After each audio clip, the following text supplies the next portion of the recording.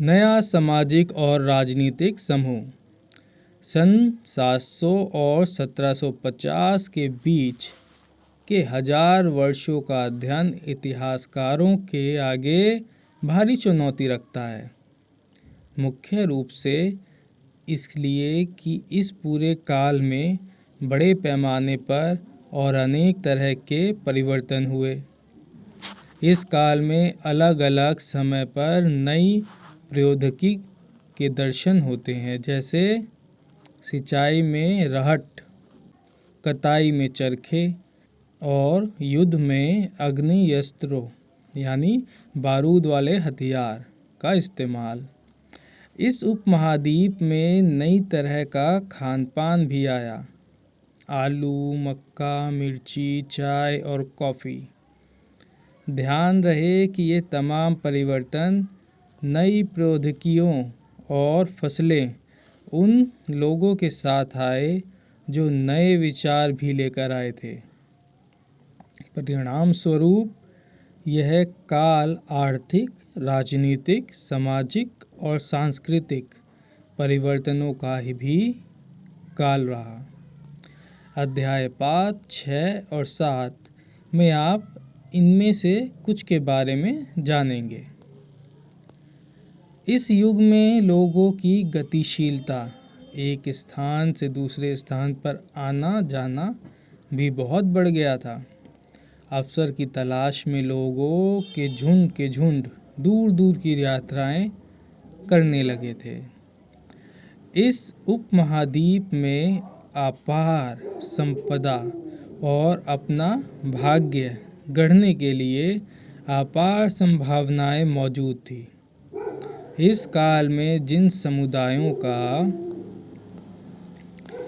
महत्व बढ़ा, उनमें से एक समुदाय था राजपूत, जिनका नाम राजपुत्र अर्थात राजा का पुत्र से निकला है। 8वीं से 14वीं सदी के बीच यह नाम आमतौर पर युद्धों के लिए उस समूह के लिए प्रयुक्त होता था जो क्षत्रिय वर्ण के होने का दावा करते थे। राजपूत शब्द के अंतर्गत केवल राजा और सामंत वर्ग ही नहीं, बल्कि वे सेनापति और सैनिक भी आते थे जो पूरे उपमहाद्वीप में अलग अलग शासकों की सेनाओं में सेवारत थे। कवि और चरण राजपूतों की आचार संहिता प्रबल पराक्रम और स्वामी भक्ति का गुणगान करते थे। इस युग में राजनीतिक दृष्टि से महत्व हासिल करने के अवसरों का लाभ मराठा, सिख, जाट,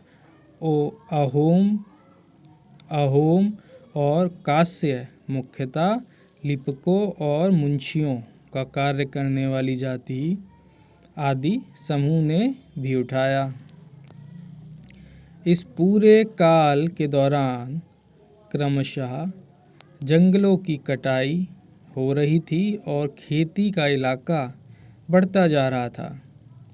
कुछ क्षेत्रों में यह परिवर्तन अन्य क्षेत्रों की अपेक्षा अधिक तेजी से और पूरे तौर पर हुआ। प्रायवास में परिवर्तन के कारण कई वनवासियों को मजबूर होकर अपना स्थान छोड़ना पड़ा। कुछ और वनवासी जमीन की जुताई करने लगे और कृषक बन गए। कृषकों के ये नए समूह क्षेत्रीय बाजार, मुखियाओं, पुजारियों, मठों और मंदिरों से प्रभावित होने लगे। वह बड़े और जटिल समाजों के अंग बन गए।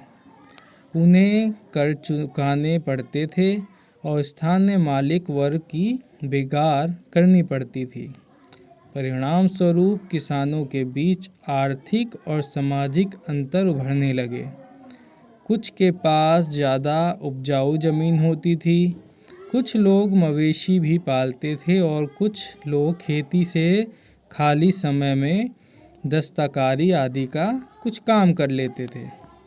जैसे जैसे समाज में अंतर बढ़ने लगे, लोग जातियों और उपजातियों में बांटे जाने लगे और उनकी पृष्ठभूमि और व्यवसाय के आधार पर उन्हें समाज में ऊंचा या नीचा दर्जा दिया जाने लगा। ये दर्ज स्थायी नहीं थे।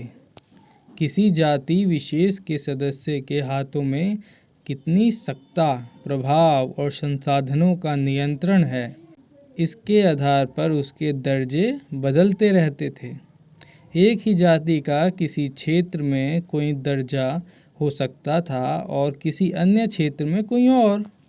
अपने सदस्यों के व्यवहार का नियंत्रण करने के लिए जातियां स्वयं अपने अपने नियम बनाती थी।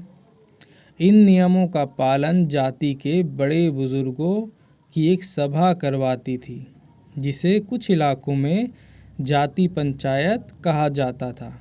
लेकिन जातियों को अपने निवास के गांवों के रिवाजों का पालन भी करना पड़ता था।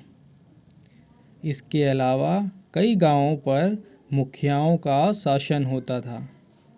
मिल मिलाकर वह किसी राज्य की एक छोटी इकाई भर होती थी।